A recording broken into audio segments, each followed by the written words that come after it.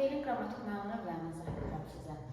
Deməli, feilin sadə şəkillərini bilirsiniz ki, qrammatik şəkilçilər olur. Feilin qrammatik məna növləri isə burada leksik şəkilçi işarəsi qoymuşam ki, yəni bunlar leksik düzəltmə sözləri olur, mürəkkəb sözlər olur. Yəni bunların şəkilçiləri leksik şəkilçidir uşaqlar. Deməli, məlum növün şəkilçisi, ümumiyyətlə məlum növün hər hansı bir şəkilçisi yoxdur və məlum növün şəkilçisi olmadığına görə də məlum növ sadə, düzəltmə və mürəkkəb olacaq quruluşuna görə yəni. Və burada məlum növün adı üstündə uşaqlar. Nüqtədası məlumdur, işi görən şəxs məlumdur, işi kim görür onu bilirsən. Deyir ki, məsələn, şagird dərs oxuyur. Vasif kitablarını məktəb üçün çantasına qoyur, məktəbə aparmaq üçün çantasına qoyur. Və yaxud da deyə bilərsən ki, Aytən müəllimin verdiyi tapşırıqları yerinə yetirir və s. uşaqlar. Deməli, məlum növdə olan feillər mübtədası məlumdur, işi görən şəxs məlumdur, quruluşuna görə də sadə düzəltmə mürəkkəb olur. Çünki hər hansı bir leksik şəkilçisi yoxdur. Məchul növün şəkilçiləri ıl və ındır və bu şəkilçilər düzəltmə şəkilçiləridir. Düzəltmə olduqlarına görə ümumiyyətlə məchul, qayıdış, icbar, şəxsiz, qarşılıq bir gəlin növün şəkilçiləri düzəltmə şəkilçiləridir, leksik şəkilçiləridir. Düzəltmə söz əmələ gətirir. Ona görə bu sözlər sadə ola bilməz. Düzəltmə ola bilər, bir də mürəkkəb halına rast gələ bilərsən, amma sadə halı olmayacaq. Çünki şəkilçisiz mümkün deyil bunlar. Məchul növün işi görən şəxs adı üstündə məchuldur, məlum deyil. Bilmirsən işi kim görüb, kim tərəfindən yerinə yetirib, amma bir şəxs eləyib. Bir şəxs eləyib, bir şəxs yerinə yetirib. Amma həmin şəxs kimdir bilmirsən. Şəxsiz növdə isə uşaqlar, şəxsiz növdə də mübtədə məlum deyil, məchul növdə də mübtədə məlum deyil. Şəxsiz növdə şəkilçisi ındır, məchul növdə şəxsiz növdə şəkilçiləri eynidir. Fikir verin bir dənə. Bu ikisini uşaqlar çox testlərdə səhv salırlar. Sadəcə məchul növdə işi görən şəxs bir nəfər, həmin o bir nəfər məlum deyil. Şəxsiz növdə isə ümumiyyətlə işi görən adamı heç təsəvvür edə bilmərsən. Mübtədanı yerinə gətirmək mümkün deyil. Bir də şəxsiz növdə işi bir nəfər yerinə yetirmir. Müəyyən bir çoxluq anlayışı var şəxsiz növdə. Müəyyən bir çoxluq tərəfindən yerinə yetirir, aydındır.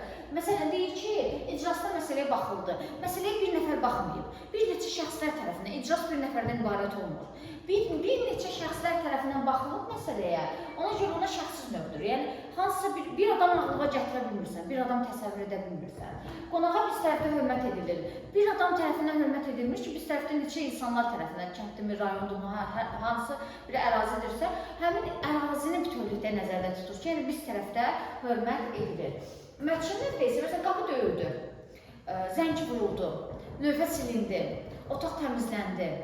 Bu, kimsə tərəfindən edilir, bir nəfər amma, bir nəfər düşünürsən. Lövhəni bir nəfər silir, qapını bir nəfər döyür, zəngi bir nəfər vurur, otağı bir nəfər təmizləyir. Orada bir nəfəri təsəvvürə gətirə bilirsən, düzdür, şəxs məlum deyil, bilmirsən konkret olaraq kimdir şəxs. Amma ən azından bir adam təsəvvürə gətirmək mümkündür.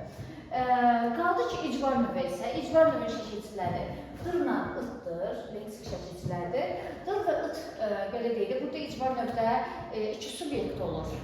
Yəni, işi görən bir də gördürən tərəf olur. İcbar növü işi özü görmür, başqa bir adamı gördürür, yerinə yetizdirir.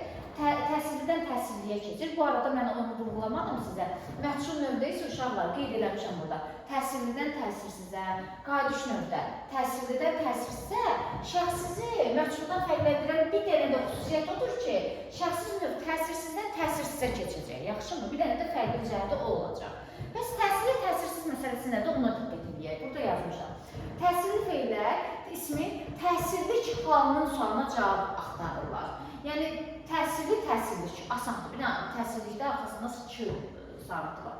Təsirli feil, təsirli halının sualına elə bir cavab axtarır. Məsələn, deyir, aç, qapını aç, nəyi? Lövhəni sil, nəyi? Yaz, nəyi?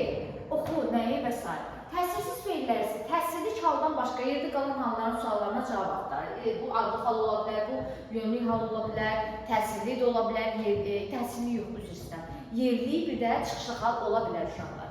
Məsələn, zəng et kimə, bax nəyə, yat harada və s. uşaqlar. Bunlar təsirsiz feillər sayılır, yaxşımı? Bir də, ümumiyyətlə, bu məlumdur, bu məchuldur, qayıdışdır, icbardır, şəxsiz qarşılıq bir gəlir. Bunların hamısı obyekt və subyektin bir-birinin qarşılıqlı münasibətindən yaranır. Subyekt işi görən şəxsdir, insandır. Obyekt üzərində iş icra olunandır. Yəni, məsələn, tutaq ki, deyirəm, şagird dərs oxuyur. Şagird subyektdir, obyekt dərs sözüdür. Oxuyursa bilirsiniz ki, hərəkət yəni feildir. İcbar növ təsirindən təsirliyə keçir. Məsələn, yeri qazdır. Qaz nəyi təsirli? Qazdırmaq nəyi təsirli? Lövhəni sildirmək, sil nəyi təsirli? Sildirmək nəyi təsirli? Aldırmaq, oxutdurmaq və s. uşaqlar. Bir də bəzi sözlər olur ki, icbar növdə, onu əgər birinci şəxsdə işlədə bilirsəniz, məsələn, deyil, yandırmaq. Yandırmaq icbar növ deyil uşaqlar. Yandırmaqda mən onu başqasına elətdirmirəm. Özüm getdim, işığı yandırdım. Və yaxud da söndürmək. Onu başqasına elətdirmədim. Getdin, özün işıq bastın, söndürdün. Əgər bir işi özün yerinə yetirə bilirsənsə, o elə bir şey icbar növ deyil. İcbar növ feilləri oxuyanda bir dənə ağlınıza onu gətirin ki, filan şey, məsələn, oxutdurmaq. Kiməsə oxutdurmaq. Yaxşımı? Kiməsə. Bu söz işlədir. İşlətməsəz çətinlik çəkə bilərsiniz. O yandırmaq, söndürmək, məsələn, leksik şəkilçisi var orada. Amma o sadəcə feildən, feil üzərdən leksik bir şəkilçidir. O icbar növü şəkilçisi deyil, sayılmır. Çünki o işi özün görürsən, başqasını elətdirmirsən. Həm məna özünü göstərməlidir, həm təsirlidən təsirliyə keçmək məsələsi özünü göstərməlidir, həm də şəkilçi özünü göstərməlidir. Bu üç məsələyə baxmalısınız mütləq şəkildə. Yəni mütləq icbar növdə kiməsə elətdirmək, məsələn, otağı sildirmək, kiməsə sildirmək, lövhəni təmizlətmək, kiməsə təmizlətmək. Yəni bunları kiməsə sözünü işlətsəz, asanlıqla tapa biləcəksiniz. Yandırmaq kiməsə yandırmaq demirik. Gedirsən, özünü durursan, yandırırsan, söndürürsən, düzdürmü? Uşaqlar, sonra şəxsi növü məchunla bir yerdə izah elədim sizə, icbari izah elədim. Qarşılıq birgəlik növə keçirik. Qarşılıq növün şəkilçisi iş üstü 4-dür, birgəlik növdə də eyni şəkilçidir, ikisində də eynidir. Bəs bunları necə fərqləndirəcəksən? Qarşılıq növ təsirlidən təsirsiz feylə keçir. Məsələn, yazışmaq. Yaz nəyi təsirli, yazışmaq kimlə, nə ilə təsirsiz.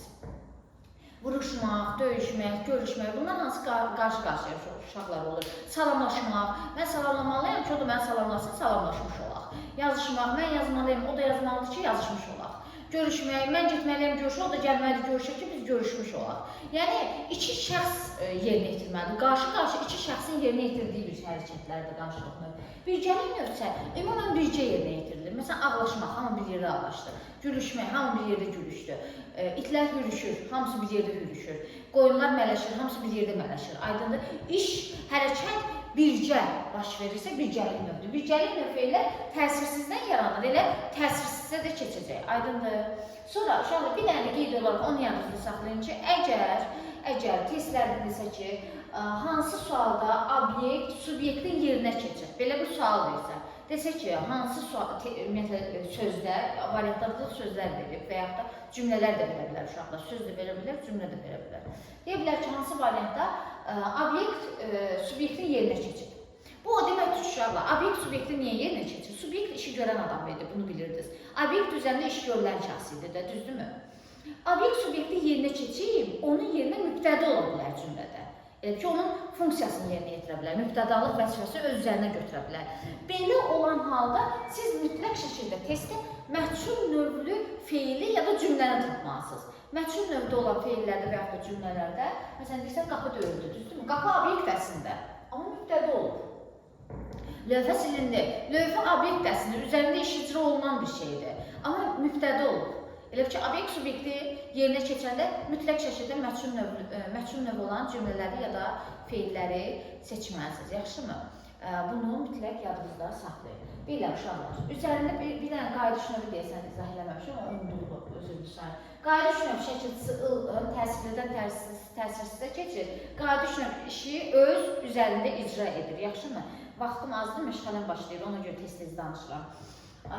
Qayıdış növ işi öz üzərində icra edir. Məsələn, qız bəzəndi, qız özü bəzəndi, kimsə onu bəzəmədi.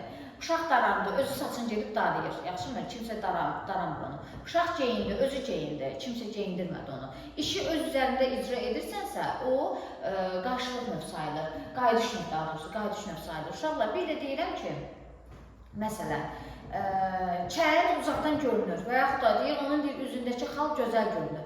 Xal insanın üzündə özü görünür. Kimsə xalı gətirib göstərmir ki, kənd uzaqdan görünür, dağ uzaqdan görünür, o dağ özü sənin gözünə görünür. Kimsə o dağı sənin gözündə gətirib tutub göstərmir də dağı bizə, düzdürmü? Dağ özü bizim gözümüzə uzaqdan görünür. Ona görə bunlar hamısı qayıdış növü feillər sayılır. Yəni işi öz üzərində icra edir. Təzədən təkrar edək. Məlum növə şəkilçisi yoxdur. Ona görə də sadə düzəltmə mürəkkəb olur. Yadda saxladıq. Məchul növün şəkilçisi ıl-ın. Təsirlidən təsirsizə keçir. İşi görən məlum deyil, amma bir nəfər görür. O bir nəfəri bilmirsən, düzdürmü?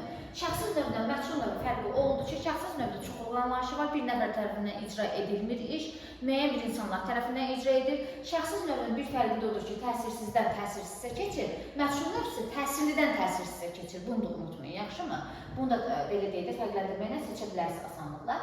Şəxsiz növdə işi görən şəxsi təsəvvürə gətirə bilməzsə, mümkün deyil. Yəni, məchul növdə yenə bir adam fikirləşirsənsə, məsələn, otaq silində kimsə tərəfindən, bir adam tərəfindən. Amma məchul şəxsiz növdə onu heç düşünə də bilmərsən də, yəni o şəxs ümumiyyətlə ağlığa gətirilə biləcək bir şey deyil. Qayıdış növü işi öz üzərində görür, şəkilçisi ıl-ın, təsirlidən təsirsizə keçir. Bunun sadəcə məchuldan o fərqləndirəcək ki, mənasına baxacaqsınız uşaqlar. Çünki təsirlidən təsirsizə məchulda da var, qayıdışda da var, şəkilçilərdə ikisində eynidir. Siz sadəcə məzmununa əsasən qayıdış növünü tapacaqsınız ki, o işi öz üzərində mi görür, yoxsa kimsə tərəfindən mi yerinə yetirilir, ona baxacaqsınız. İcbar növü şəkilçisi fərqlənir, dırla iç şəkilçisidir, təsirlidən təsirliyə keçir. İcbar növündə iki subyekt olur, işi görən və işi gördürən tərəf. İşi adam özü görmür, başqasına elətdirir, yəni gördürür. Sonra qarşılıq bir gəlir növü fərqi oldu ki, qarşılıq növü qarşı-qarşıya olur, təsirlidən yaranır, təsirsizə keçir. Bir gəlir növündə şəkilçisi ilə eynidir, qarşılıq kimi ış üstü dörddür. Bir gəlir növü fərqi odur ki, hərəkəti qarşı-qarşıya yox, bircə yerinə yetirilir və təsirsizdən yaranır, elə təsirsiz feilə də keçmiş olur. Subyekt, obyekti də, təsirli, təsirsiz feili də unutmayın. Yaxşımı? Təsirli feil, təsirlik halın suallarına cavab axtarır. Bu qədər.